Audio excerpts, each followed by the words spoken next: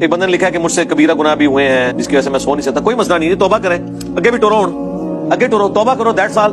پیچھے سب کچھ زیرو سے ملٹیپلائی.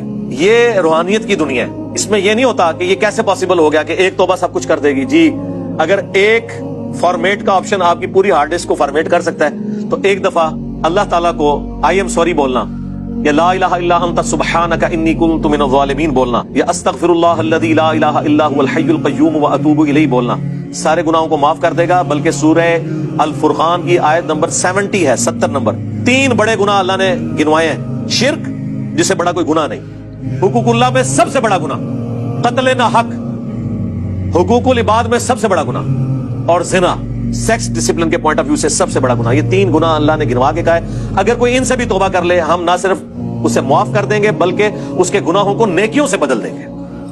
لیکن اندازہ کریں, یہ تو قرآن ہے, حدیث نہیں ہے. حدیث میں تو بہت کچھ ہے.